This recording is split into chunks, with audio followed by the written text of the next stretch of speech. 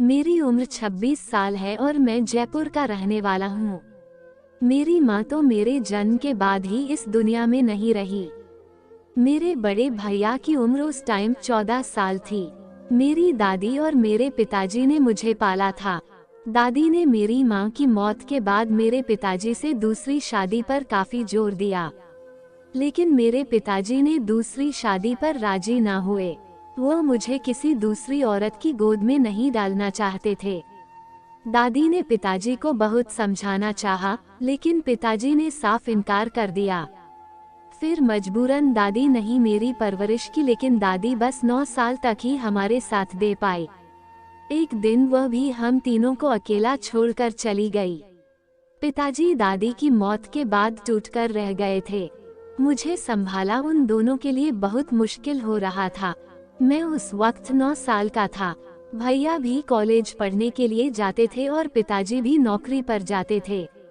मेरे पिताजी की बहुत अच्छी सरकारी नौकरी थी। ऐसे में उन दोनों में से एक भी मेरी ड्यूटी करने के काबिल नहीं था।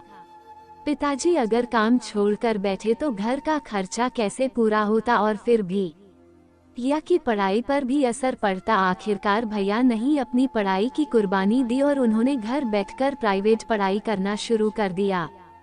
मैं भी उस वक्त तीसरी क्लास में था।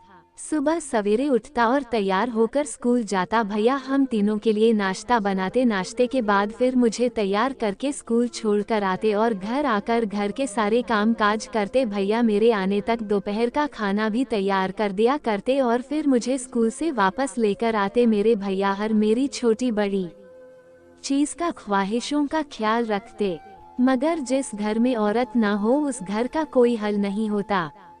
यही हाल हमारे घर का। बेटा पिताजी भैया से शादी करने के लिए कहा करते, लेकिन भैया ये बात कहकर टाल देते थे।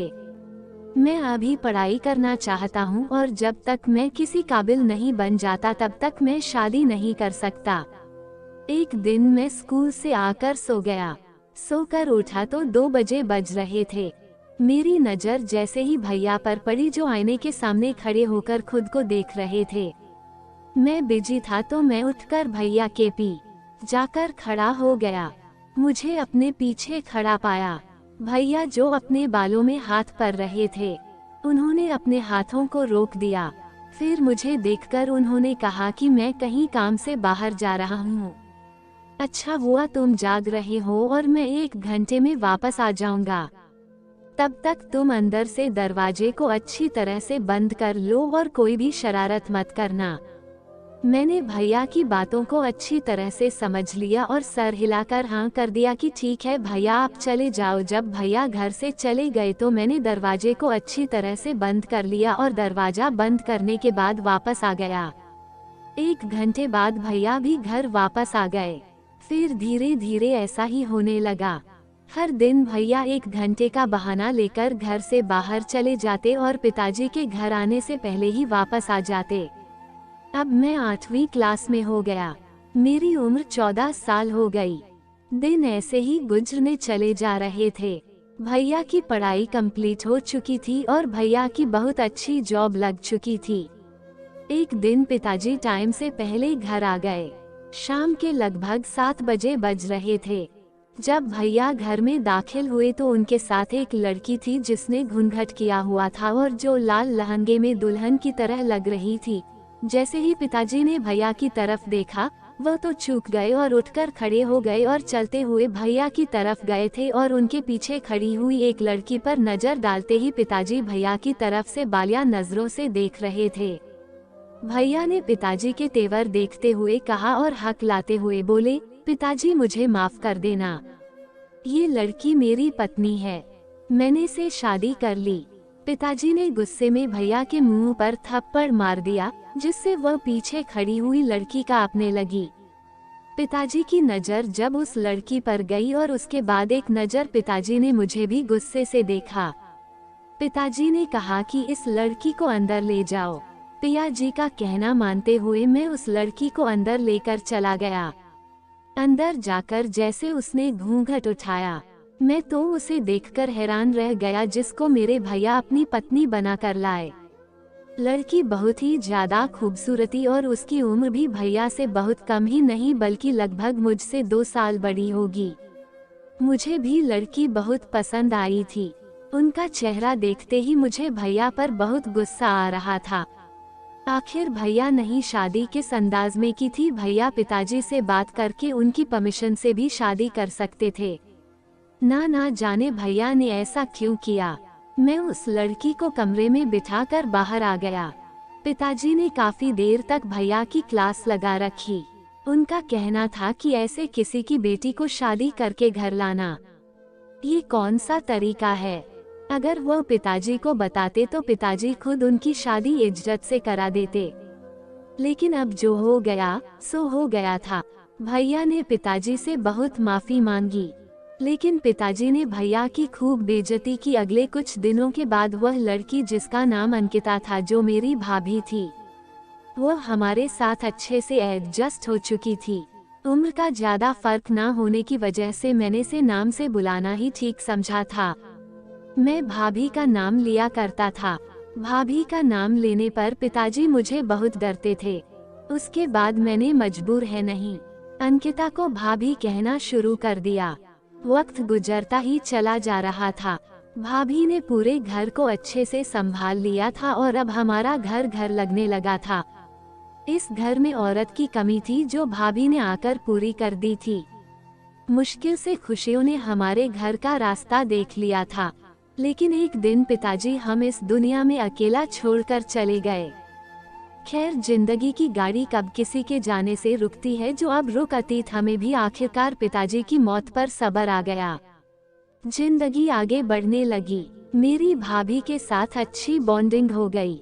भैया सारा दिन काम पर बिजी रहते थे और मैं और मेरी भाभी पीछे घर में अकेली रहती। मैं भाभी पूरा दिन घर पर मजे करते। हम दोनों की आपस में दोस्ती देखकर भैया हमेशा में शादी काजल बन जाते थे। भाभी और मैं भैया की हालत पर खूब मजाक उड़ाते रहते। एक दिन हम सब ने बाहर घूमने का प्लान बनाया। उस दिन भैया की छुट्टी थी।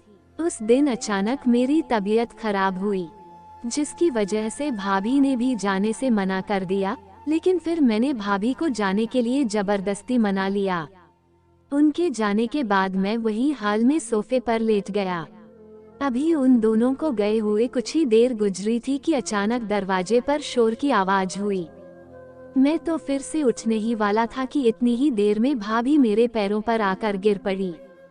मैं हैरान होकर खड़ा हुआ था और सिचुएशन समझने की कोशिश कर रहा था।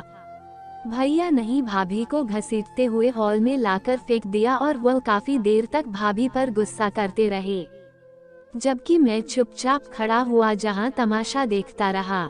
भैया भाभी की किसी सच्चाई के बारे में बात करे थे। इसके बारे में आज तक मुझे उन्होंने कुछ नहीं बताया था। मैं अपने दिमाग में न जाने क्या क्या सोच रहा था। कुछ देर बाद भैया अपने कमरे में चले गए और थोड़ी देर बाद जब अपने कमरे से बाहर आए तो मैंने देखा कि उनके हाथ में एक बड़ा सा बैग था। उस बैग में उन्होंने अपने सामान रखा हुआ था। उन्होंने भाभी की तरफ गुस्से की नज़र से देखा और घर के बाहर निकलकर चले गए। भैया ने मेरी तरफ देखना तक गवारा नहीं। इस बात का मुझे बहुत दुख हुआ। वो तो चले गए थे, लेकिन उस वक्त भाभी की हालत बेहद खराब हो चुकी थी। मैंने फोन से भाभी को उठाया और कमरे में लेकर चला गया। वो उस वक्त अपने होश हवास में नहीं थी। भाभी की आंखों से लगातार आंसू निकल रहे थे। वह बार बार भैया को पुकार रही थी। उनको संभालना बेहद मुश्किल हो रहा था, तो पूरी रात मैंने भाभी के साथ ही गुजारी। अगली सुबह जब मैं भैया के कमरे में गया तो मैंने देखा कि भैया के कमरे में टेबल पर एक लेटर रखा हुआ था। वह लेटर उनका जो पोस्टिंग लेटर था। इसका मतलब भैया की दूसरी शहर में पोस्टिंग हो गई थी। मैंने सोचा चला अच्छा है, भैया का ट्रांसफर हुआ, वरना मुझे तो लगा था कि भैया कहीं गुस्से में घर तो छोड़कर नहीं चले गए।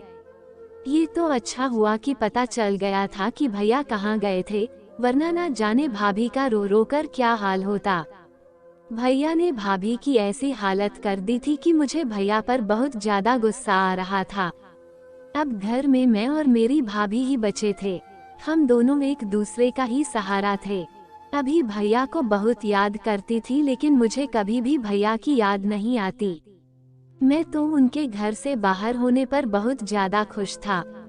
जैसा सुलूक भैया ने भाभी के साथ किया था, उस हिसाब से मुझे भैया पर बहुत ज्यादा गुस्सा आ रहा था। 6 दिन गुजरते चले गए और मेरा MBBS भी हो गया और मैं डॉक्टर बनना चाहता था। पर मुझे MBBS की डिग्री मिल गई। डिग्री लेकर जब मैं घर गया तो खुशी के मारे झूम उठा और मैंने भाभी को खुशी से अपनी डिग्री दिखाई और कहा, देखो भाभी, मैं डॉक्टर बन गया। आज बहुत खुशी का दिन है। तभी भाभी को मैंने खुशी की वजह से गले लगा लिया और भाभी ने मेरे माथे को चूमते हुए कहा, देखा, मैंने कहा था ना एक दिन तुम्हारा सपना पूरा हो जाएगा और तुम डॉक्टर बन जाओगे। वो दिन मेरे लिए सबसे बड़ी खुशी का दिन था। मेरी खुशी पर मेरी भाभी भी बहुत ज्यादा खुश थी। उन्होंने मुझसे कहा कि अब तुम डॉक्टर बन गए हो और तुम्हारे हाथ में डॉक्टर की डिग्री भी आ गई है। अब तुम ये बताओ मुझे, तुम क्या ट्रीट दे रहे हो?